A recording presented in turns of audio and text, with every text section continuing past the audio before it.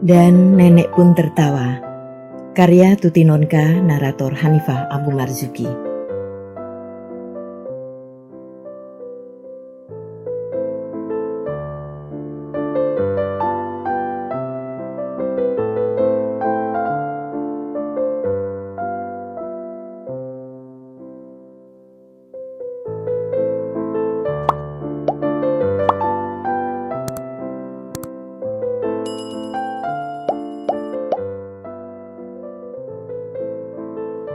"Apalagi yang kau bawa itu, Li?"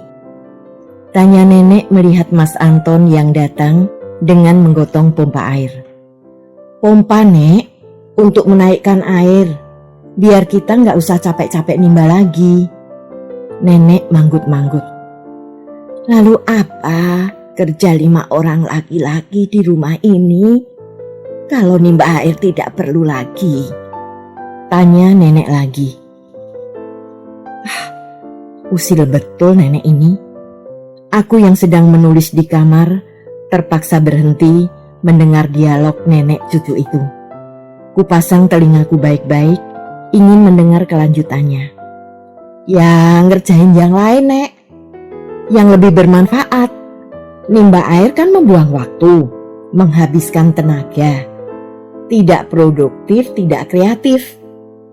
Kerja macam itu hanya pantas dikerjakan oleh gajah yang punya tenaga besar tapi tidak berotak.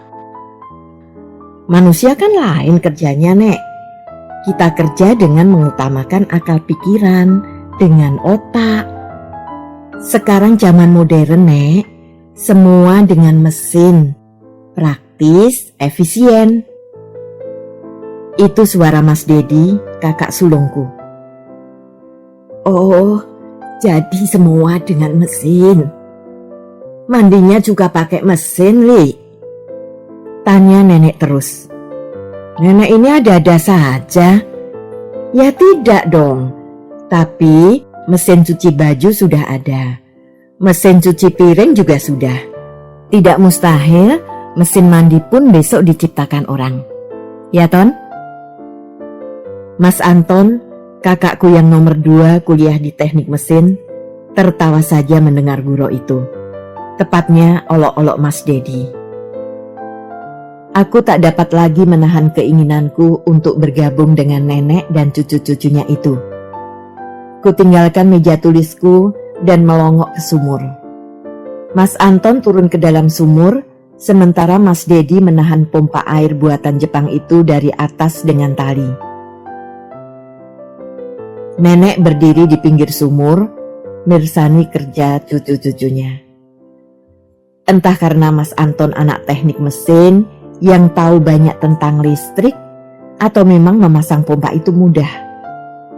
Dalam 1 jam saja, mesin penimba air itu sudah terpasang dengan rapi.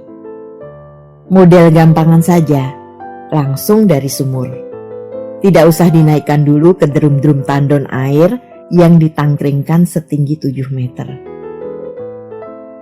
Mas Dedi menyambung aliran listrik. Air gemericik mengalir dari keran. Pipa dari dalam sumur disambung menjadi bentuk huruf T. Satu ujung dimasukkan bak mandi, ujung yang satunya lagi ada di pinggir sumur untuk cuci-cuci. "Bagaimana, Nek? Praktis kan?" Mas Anton menoleh pada nenek dengan wajah bangga, seolah-olah dialah pencipta mesin itu. Nenek mengangguk-angguk. "Orang sekarang memang pinter-pinter. Berapa harganya mesin ini, Li?" tanya nenek sambil mencoba memutar-mutar keran. "Pompanya 90.000, Nek. Sama pipa, kawat dan kabel, semuanya 100.000. Mas Anton menerangkan. 100.000? Nenek tergagap-gagap. Kami tertawa melihat kekagetan wanita abad 19 itu. "Ya, Nek, 100.000. Sekarang ini hitungan uang dengan ribu dan juta, bukan sen, ketip, pinggol dan rupiah lagi," kataku membuat nenek makin bengong. Nenek selalu terkejut dan keheranan kalau kami beritahu harga-harga sekarang. Ingatan beliau tentang uang masih saja terpaku pada keadaan uang kita pada tahun 1940 sampai 1960, zaman Belanda dan Orde Lama. Setelah kakek meninggal pada tahun 1965, waktu itu umur kakek 65 tahun dan nenek 60 tahun, kekayaan keluarga diurus oleh Pak Umar, putranya yang sulung, kakak dari ibuku. Dan nenek rupanya tidak mengikuti perkembangan uang, apalagi setelah usianya 70 lebih. Sehingga beliau hampir pingsan ketika aku beritahu bahwa uang Rp5.000 pada zaman nenek Jaya dulu bisa ditukar dengan 10 ton beras, sekarang hanya mendapat sepiring nasi goreng dengan telur mata sapi di rumah makan Oriental. Sudah 2 tahun nenek tinggal di rumah kami. Sebelum itu nenek lenggah di desanya bersama Bulek Pinah, adik ibu nomor 3. Setelah Bulek Pinah meninggal, tidak ada lagi putra nenek yang bisa menunggu di desa. Jadi neneklah yang diboyong ke rumah kami. Nenek sudah sangat tua. Menurut ibu, nenek lahir kira-kira tahun 1880. Jadi sekarang usianya kurang lebih 100 tahun. Kulit nenek sudah mengeriput seperti pelembungan kempes. Malah banyak yang sudah terlipat-lipat. Kalau meringis, wajah nenek sama seperti bayi umur 3 bulan, tidak punya gigi. Di belakang kepalanya, sebuah konde sebesar telur ayam yang berwarna putih kapas terbirit-birit mengikuti kemanapun kepala itu digerakkan. Dilihat dengan mata, nenek benar-benar sudah tua renta. Tapi pikiran nenek masih terang. Setidak-tidaknya untuk manusia berumur 1 abad. Pendengaran dan penglihatan juga masih lumayan. Hanya pikunya yang benar-benar sudah nenek. Tidak ada seorang pun dari cucunya yang beliau hafal namanya. Maklum, dari 12 putranya, nenek mendapat 68 cucu. Jadi 4 orang pemuda di rumah kami, semua dipanggilnya dengan Li, dari kata keli. Dan 3 orang gadisnya dipanggil Nok, dari kata Deno. Rumah kami sedang dilanda modernisasi, listrikisasi. Listrik 110 volt diganti 220 volt. Kontan semua peralatan jadi latah, dilistrikan. Kompor listrik, setrika listrik. Untuk setrika listrik, nenek punya komentar khusus. Itu setrika, Nok? Tanyanya ketika aku mencoba setrika baru itu. Iya, Nek. Sekarang tidak usah membuat bara dulu. Tidak usah pegal mengipas, tidak kotor. Panasnya pun stabil. Bagus tidak, Nek? Nenek mengangguk-angguk. Mudah-mudahan tidak semua orang tertarik pada setrika macam itu. Loh, kenapa, Nek? Aku keheranan. Lah, kalau semua orang memakai setrika macam itu, siapa yang mau membeli arang? Arang itu yang bikin orang desa, Nok. Orang gunung yang mencari kayu-kayu dari hutan. Kalau arang mereka tidak laku, mereka mau makan apa? Anak mereka diberi baju apa? Ya cari kerja lain dong, Nek. Jangan bikin arang lagi, sahutku seenaknya.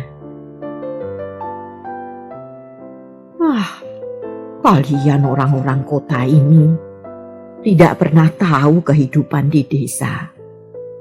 Orang desa itu masih banyak yang bodoh, Nok. Mereka hanya meneruskan pekerjaan orang tua mereka dulu. Kalau tiba-tiba harus kerja yang lain, ya susah. Misalnya membuat arang itu. Mereka tidak punya sawah, tidak punya ladang, tidak punya sapi atau kuda untuk menarik dokar. Jadi mau kerja apa? Paling-paling jadi buruh. Dan buruh itu penghasilannya tidak tentu. Kan sudah banyak penyuluhan-penyuluhan untuk masyarakat desa, Nek. Ada KKN. Itu mahasiswa yang mau lulus diwajibkan menyumbangkan tenaganya untuk desa. Ada Butsi, ada siaran bangun desa dari RRI maupun TV. Nenek mengangguk-angguk. Jadi begitu. Syukurlah. Dan nenek toh tetap yakin tidak semua orang mampu membeli mesin-mesin listrik semacam ini. Tidak semua orang bisa menjadi orang modering. Jadi tukang bikin arang pun masih bisa hidup di negara kita ini. Aku tersenyum saja. Selama seminggu ini, malapetaka beruntun menimpa kami. Pertama, sumur kering. Musim kemarau yang panjang membuat air sumur kami tidak sebanyak biasanya. Dan kami, 7 orang anak, 2 orang bapak ibu dan seorang nenek, memakai air tetap seperti biasa, tidak berusaha berhemat. Justru inilah salah kami, menghabiskan air lebih banyak sebab merasa tidak perlu capek-capek lagi menimba. Tinggal ceklek, listrik bersambung, air pun mengucur dari keran. Air benar-benar tidak kami hargai lagi. Apalagi Rudi yang punya penyakit suka air. Seperti dulu tidak pernah mandi saja. Akibatnya, sumur kami kering. Kenapa kamar mandinya tidak diisi air, Nok? Tanya nenek ketika kecile mau mandi tapi tidak ada air. Sumurnya kering, Nek. Terlalu banyak dipompa, sahut Ruli. Nah lu, rasain Rul, aku membatin. Nenek diam saja, tidak berkomentar. Terpaksa kami mengusung air dari sumur tetangga selama menunggu orang yang akan mendalamkan sumur datang. Capeknya jangan ditanya lagi. Malapetaka kedua, waktu pembayaran listrik tiba. Karena setiap hari pompa air, setrika, kompor, TV, tape, lampu dan kulkas menyedot listrik cukup banyak, rekening pun melonjak seperti kuda tersentuh besi panas. Listrik yang dulu sebulan hanya membayar 2.000, sekarang jadi 10.000. Bukan jumlah itu malapetakannya, tapi ibu. Bendahara keluarga itu mengomel panjang pendek, membuat 7 anaknya berbaringan sakit kepala. Malapetaka berikutnya adalah ketika listrik mati. Segala peralatan elektronik kami otomatis macet. Celakanya, kematian itu terjadi sejak sore sampai malam hari. Jadilah rumah kami seperti kelenteng Konghucu bertebaran dengan lilin. Mas Anton memaki semua setan dan hantu. Besok dia ujian dan mata di balik lensa -3 itu protes keras kalau harus membaca dalam kedip lilin. Bapak yang baru pulang dari penataran P4 menggerutu karena tidak bisa mandi. Kami belum sempat menaikkan air ketika listrik mati. Ibu sibuk membetulkan kompor minyak yang sudah beberapa lama kami lempar ke pojok gudang. Mbak Lita meratapi pesanan roti yang datang padanya, sebab mixer dan oven listriknya tidak bisa dipakai. Sudah capek mengadon dengan tangan, hasilnya pun pasti tidak sebagus bila memakai mixer. Ruli, si bungsu yang duduk di SMP, penuh abu mengipasi setrika arang. Besok dia upacara, dan seragam abu-abunya belum disetrika. Mas Dedi membanting kaki karena tidak bisa nonton sepak bola yang disiarkan TV. Rumah kami benar-benar gaduh. 9 orang dewasa dan anak-anak saling berlomba mengomel dan menggerutu. Hanya 1 orang yang tidak, nenek. "Ada apa ini, Nok?" tanya nenek pada Ruli yang terengah-engah mendorong setrika pulang balik di atas rok seragamnya. "Listrik mati, Nek." "Brengsek," sahut Ruli jengkel. "Mati?" ulang nenek. "Mati. Padam, Nek, tidak mengalir."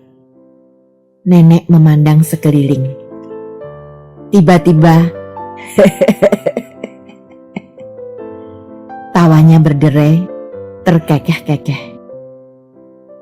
"Jadi, orang modern pun ternyata masih bisa repot ya?" katanya di sela-sela tawa yang berderai. Kami berpandang-pandangan. Nenek, orang zaman Majapahit ini, menertawakan modernisasi kami. Astaga.